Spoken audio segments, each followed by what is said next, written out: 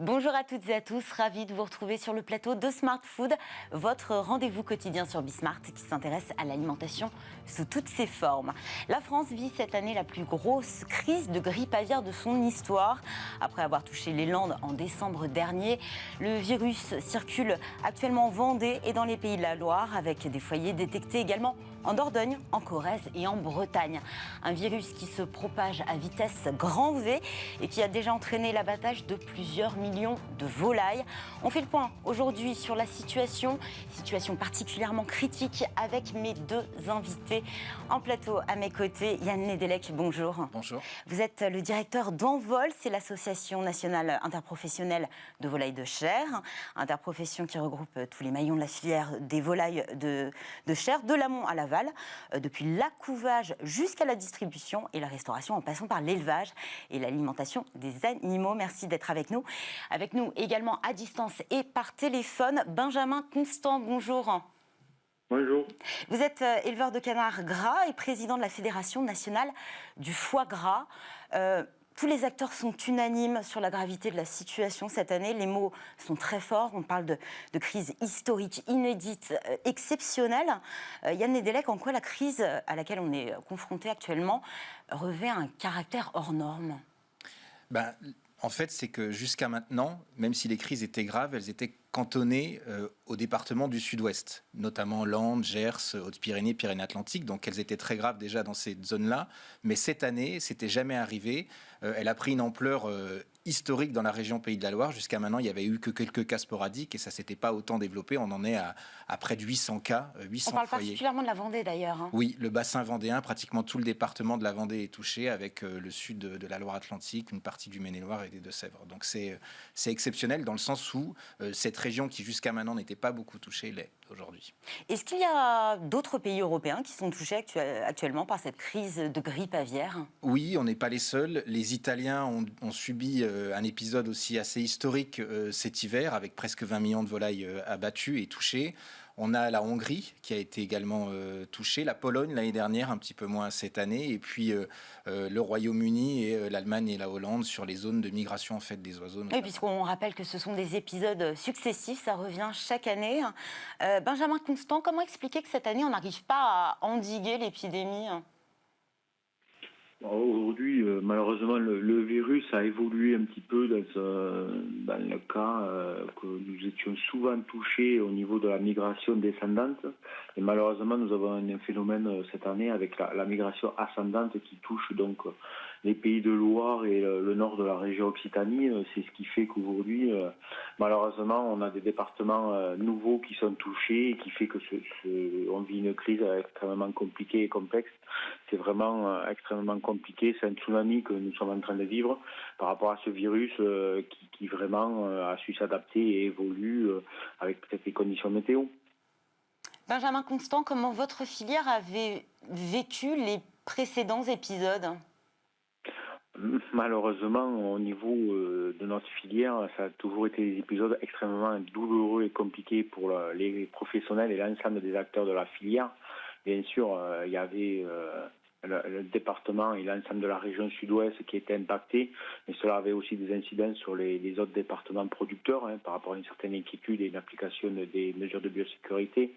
Néanmoins, on va dire que l'influenza aviaire ne touchait pas tout, on va dire les départements producteurs de foie gras, et ce qui permettait quand même à pouvoir travailler, à pouvoir se projeter vers un certain avenir, vers des mois un petit peu meilleurs lorsque le virus était plus ou moins stabilisé.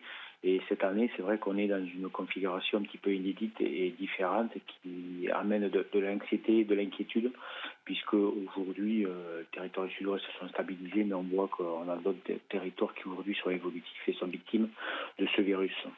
Face à ce virus et face aux crises successives qui a frappé différentes filières et la filière avicole au sens large, quelles ont été les mesures qui ont été prises récemment ?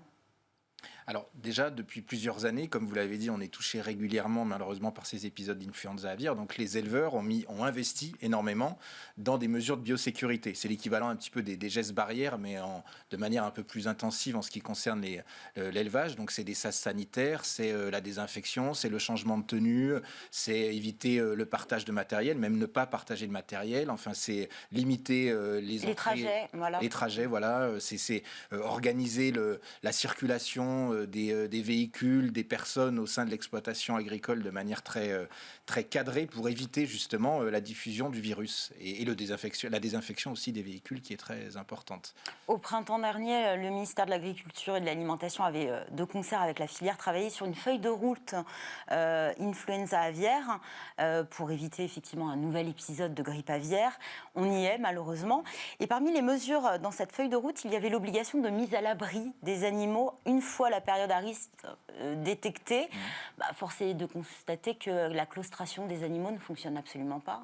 Alors, ce n'est pas tout à fait le cas. Déjà, il n'y a pas de solution miracle. S'il y en avait une, on l'aurait déjà mis en place. On teste, en fait. Là, on avance à petits pas et on tâtonne.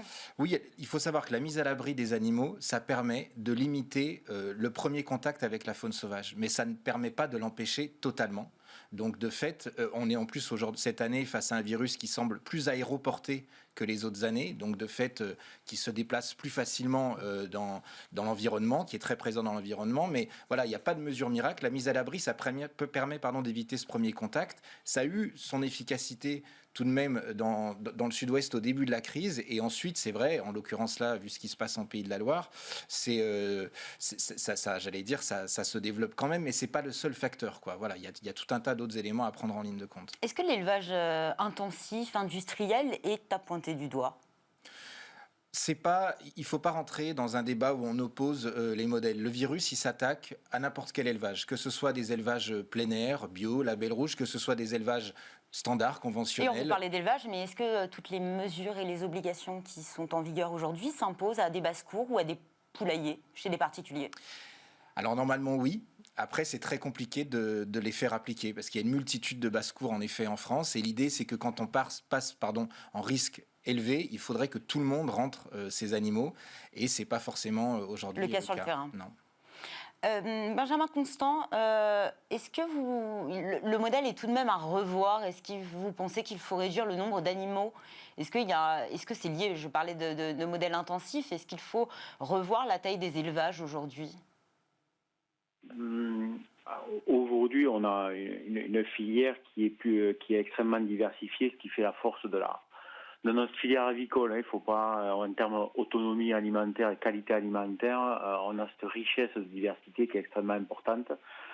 Suite malheureusement au précédent épisode, il y a eu des évolutions qui ont fait que déjà nous avons les modèles qui ont évolué par rapport à des volumes moindres. Alors là, sur ce point-là, je tiens quand même à rappeler que notre filière foie gras a diminué la production, le volume de production que nous faisions avant la crise, et aujourd'hui on est à moins de 30%. Donc de fait, il y a une évolution du fait de ces retours d'expérience et de l'épisode influenza aviaire que nous avons pris.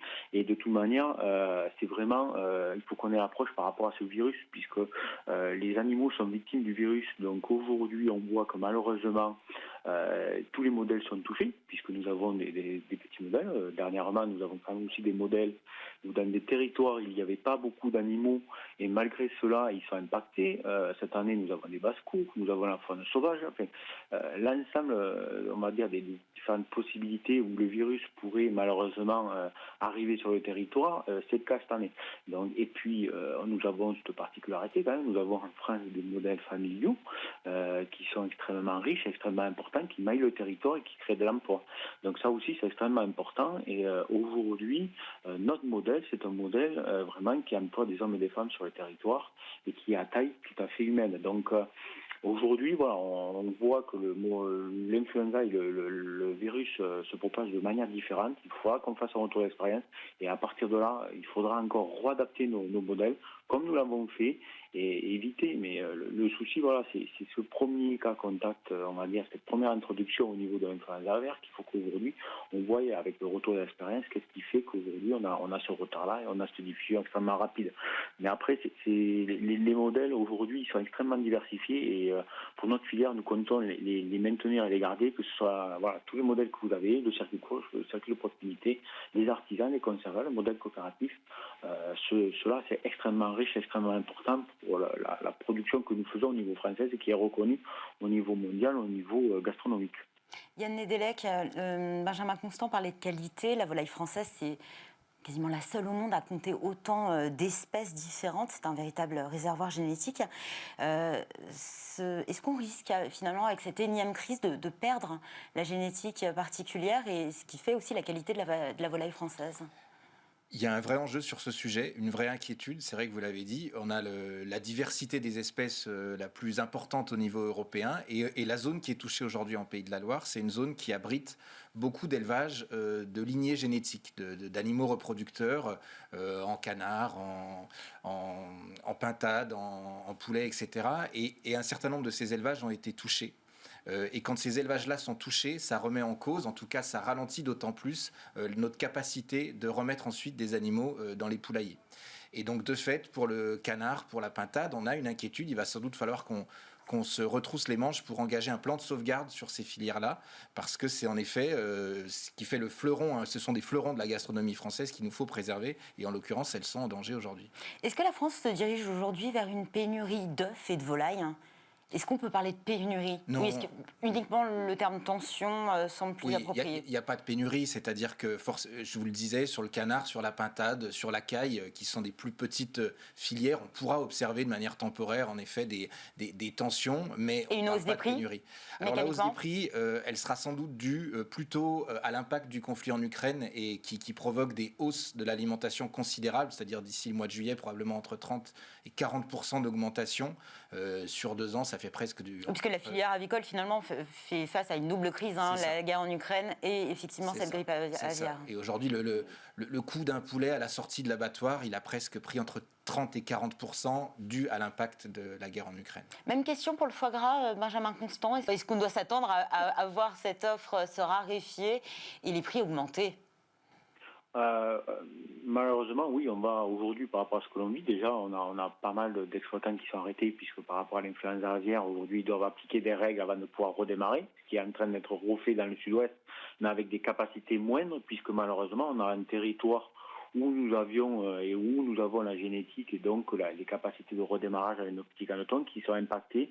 Et de fait, on va avoir moins d'offres, ce qui est certain, sur la partie déjà malheureusement estivale. Donc ça va avoir un impact vis-à-vis de nos territoires avec le tourisme, puisque nous avons cette capacité. Particularité-là, au niveau sud-ouest, voilà, l'accueil des producteurs dans nos fermes ou bien dans les territoires où il y a de la production, on va dire. Les gens aiment bien venir se reposer et bien manger. Là, on peut avoir une possibilité d'offres un petit peu plus rares. Et par rapport à la fin d'année, malheureusement, c'est quand même assez loin, mais il est certain que nous n'aurons pas les mêmes volumes.